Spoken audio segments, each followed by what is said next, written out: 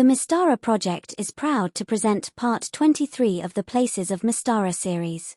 In this video, we look at the deep underground mountains known as the Adiarii peaks. The Adiarii peaks were introduced in 1990 in GAS 13, the Shadow Elves fold-out map. The 896 square mile mountain range is located in the 3,696 square mile southeasternmost cavern of the Shadow Elf territories. It is situated approximately 600 miles below the Cruth Mountains, mainly on Darakin's side of the border, but also including 112 square miles of High Shire territory and 56 square miles of Karamikosa's Cruth lowlands. The northeasternmost hex of the Adiarii peaks lies under Fort Cruth. The cavern lies close to the World Shield. The peaks are possibly a volcanic mountain belt of extinct volcanoes. The Shadow Elves would have discovered the cavern and the peaks after BC 1104, possibly by the Felister clan explorer, Sherdale. The Shadow Elves, primarily from Clan Felister, have been mining the peaks since deposits were discovered here. There are likely many abandoned mines, where the deposits were exhausted. There are two current mines, Sifel drills in the southwest and Nailrath wells in the east. The former is possibly a relatively shallow, horizontal deposit of iron ore, while the latter is possibly a deep, cylindrical mine, with a smaller, vertical vein of silver. Soul crystals are usually found in the Warrens region around Alfmere, but some could be present in the Adiarii peaks. Each mine has a small camp for the miners and a watch of the Shadow Elf army, as the nearest settlement of Alirath village is at least 9 days away by slugrunner coach. Broken lands and hills surround the peaks.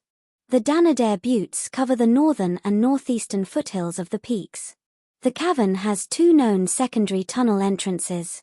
Shidrail's Way leads out of the northeast to the Gilfin River, where the town of Yerador can be reached by boat. The other secondary tunnel exit is from the village of Alirath in the northwest. This tunnel leads southwest to the Belfry of Thirith. The peaks range in height from 1,000 to 1,400 feet above the cavern floor. Earth tremors causing rockfalls might occur once a month, while major avalanches from an earthquake may occur annually. Cavern stalactites, outside the Shadow Elf Stone Shaper's area of responsibility, may also fall to the peaks below.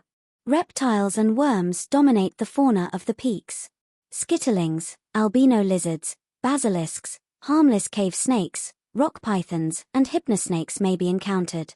Purple, red and slime worms, and caechelia can be found in the peaks. Ropers may be found in caverns throughout the peaks, posing as stalagmites. Rock rats provide food for many hungry predators in the peaks. Normal and giant scorpions, and spiders might also be found. The Adiarii peaks could be used as a campaign setting for Shadow Elf PCs, or an exploration destination for any adventuring party. Starting Shadow Elf characters are usually required to join the army and serve for 10 years. The PCs could be assigned to one of the mining camp watches, reporting to a sergeant. A shaman PC would be assigned as healer to the watch. The PCs would have at least standard army equipment of lightweight trainier for food and water, chainmail armor, normal swords, light crossbows, and a quiver of bolts. Shadow Elves with thief-like general skills may find themselves mentored by an embedded agent of the Second Shadow. This agent will report the PC's activities to their superiors.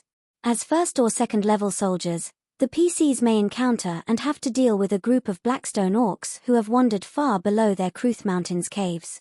If any escape, they may encourage a humanoid invasion. The PCs could be called upon to help defend the mine from burrowing creatures. As 3rd to 4th level soldiers, the PCs may be asked to investigate a nearby cave containing lower hit dice creatures. The Blackstone Orc scenario could be repeated with Vile Raider bugbears from the Cruth Mountains. Once the PCs reach 5th level, they are likely to be promoted to captains and stationed elsewhere. They could then be sent back to assist against threats the local watch can't handle. Creatures swallowing elves whole, and stone statues of elves, or an abandoned mine containing wids, could warrant some assistance. 4 companion-level adventures, the Deep Mine scenario from GAS 8, the 5 Shires, could be adapted to the Adiarii peaks. The depth that the Deep Glorants inhabit is not known, but they could be the closest sentient race to the Shadow Elves. They are probably located southwest of the Adiarii cavern.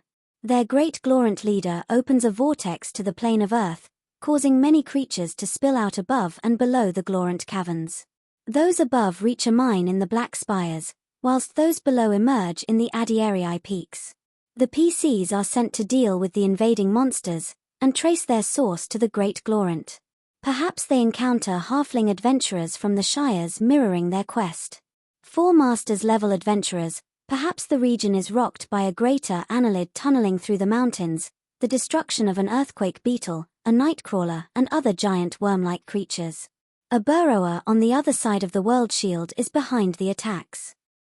PC outsiders could be humans, demi-humans, or humanoids, who either stumble into the Adiarii cavern, after adventuring through 600 miles of caves and tunnels, or they may have been told to seek it out for a rare component required for their own research or that of a sponsor.